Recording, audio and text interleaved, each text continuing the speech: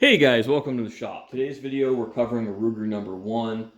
This particular firearm came in recently from a repeat customer, which is awesome. As this business is growing, we're getting more and more of that, repeat customers coming back. And he wanted this cut down, both the barrel and the stock. He's of shorter stature. I wouldn't call him particularly short, but for him, a 13 and 3/4 inch length of pull it's just too long. Especially with where scopes sit on the Ruger number 1s. They tend to be a little bit farther forward, and that's just because of how the quarter rib attaches. Now, we could cut the quarter rib, but that becomes a really complicated issue. In this case, by cutting the stock to 13 and 3/4 and using the thickness recoil pad, or 13 with the recoil pad, and using the thickness recoil pad I did, if we put a 1-inch pad on it, it returns to factory length. Or very close to it. It'll be an 1/8 inch shy, which most people will never notice. And this is kind of an aside, but I think 13 1/4 to 13 3/8 is much better for the average height person shooting with a coat on than 13 3/4. I think 13 3/4 inch length of pull has really developed because we mostly shoulder hunting guns in a t-shirt when we're inside gun stores, so it feels right in that situation. But realistically, in New England, with a firearm like this where the owner uses it almost exclusively for hunting, this gun makes a lot more sense to have a shorter length of pull.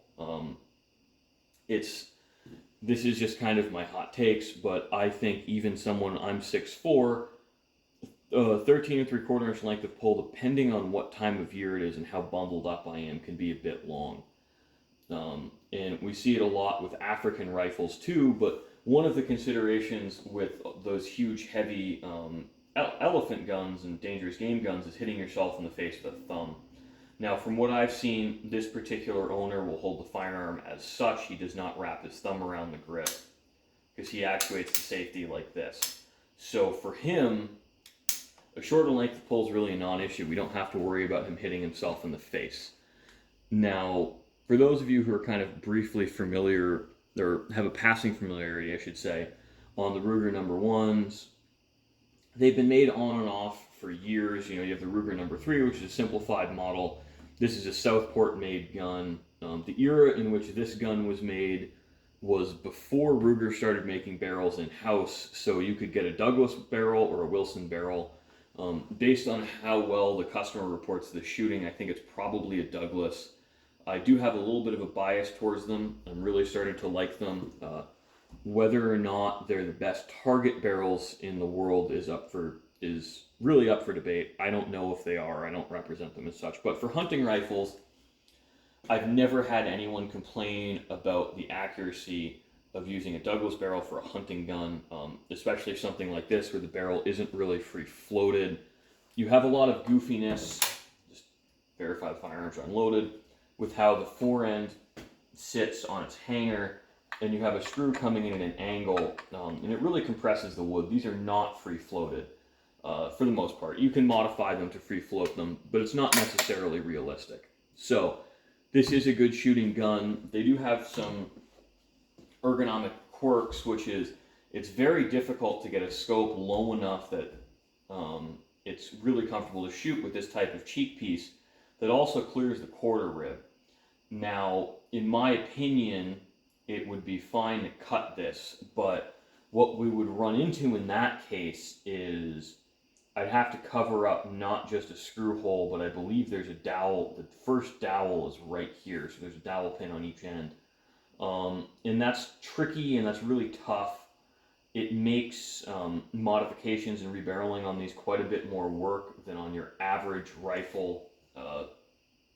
Between refinishing work and everything else, I can do your average rifle between $1,000 and $2,000 between barrel, labor, and reblue. Something like this would probably, I should say $1,000 and $1,200. Yeah, I think I said that. Something like this would be in the $1,500 to $1,600 range because it may require either modification to the quarter rib or a custom quarter rib being manufactured, or trying to source an out-of-production one for a different profile barrel. These are more complicated. And the scope mounts on these, what I would do if I had to make a quarter rib is, again, make a quarter rib, but I'd drill and tap it for more standard mounts. I'd probably do a loophole setup on it. I think that would be easiest. These can be the half moons on these can be a little tricky to machine. It's not impossible, but I don't have a huge preference for the loophole, or I have a preference for the loophole Redfield style scope rings. I don't have a preference for the Ruger style scope rings. I'm sorry. I'm misspeaking, guys. There's no script on these. I kind of just go off the cuff.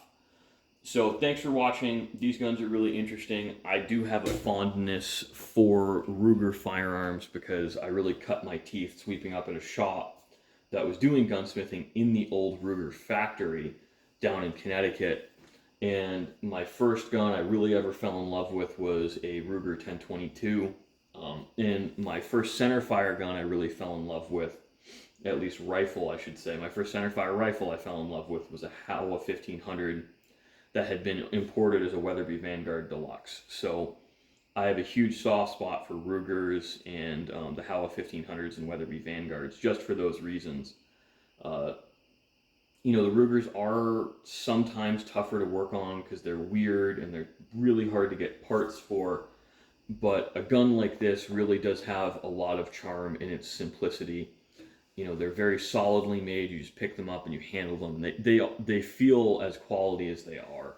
Ruger was using cut checkering at this time. I'm not sure the exact machine process, but it's done very well in my opinion for a factory rifle. And in my opinion, the only letdown on fit and finish is they just use a fairly low grade of walnut. But you know, for a factory gun, I think these go for between $1,000 and $2,000 for the most part. They're very hard to go wrong with if you're looking for a single shot. So thanks for watching, guys. I hope you enjoyed.